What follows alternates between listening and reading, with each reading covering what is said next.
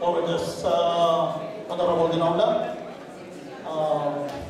BOT Chairman Wanichi Ulanday, and Madam President, fellow Comsupilian, good morning.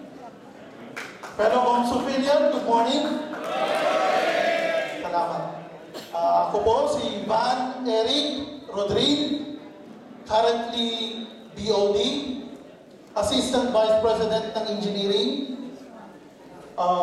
Computer Networking Department Head, and I'm a graduate of Bachelor of Science in Civil Engineering by profession. I took vocational course Computer Technician. Ako po ay narito sa inyo upang humingi ulit ng pagkakataon sa posisyon ng BOD. Maaaring itatanong niyo sa akin kung bakit gusto ko pang tumakbo bilang BOD. Or itatanong niyo sa akin ano ba ang achievement na nagawa ko sa current administration. With a permission of our Madam President, I was given a chance para mag-hold ng ating libreng tawag sa Philippine Embassy. Kami po, kasama po ng Engineering Department, kami po nag-set up ng 10 laptops para po makatawag ang ating mga distressed workers.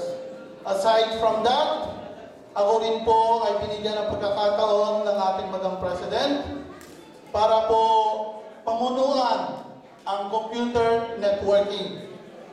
At tinatawag ko pong naging successful din naman po ang aking pamumuno doon dahil sa taong ito, sa administrasyon nito, sa aking pamumuno, nangyari po ang aming pag-set up ng local area network sa office ng Comsupil. And that is also the help of our networking students. So, yun po ang aking achievements. Sa ngayon, ang aking motto ay ganun pa rin po, katulad na nakaraan. Maging gahaman sa kaalaman. Kaya huwag nyo lang pong kakalimutan. Madali lang pong tandaan. 3 letra lang po. V-A-N. Van. Maraming po salamat. Maraming salamat, Van. Leobert Canales. Timer start now. Hello. Magandang umaga po sa inyo lahat. Ako hindi naman napag-prepare dito sa pagka-nominee nyo sa akin.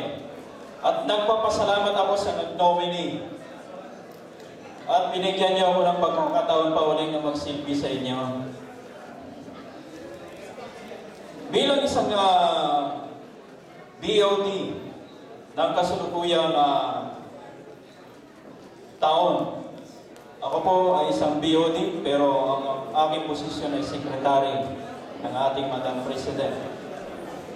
Okay? Sa lahat po ng bagay, kung saan man siya pumunta nakasunod ng sekretary.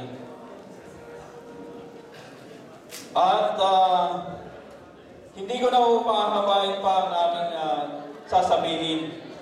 Siguro marami namang nakakilala sa akin.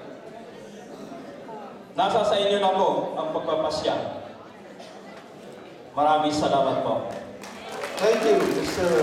Lionel.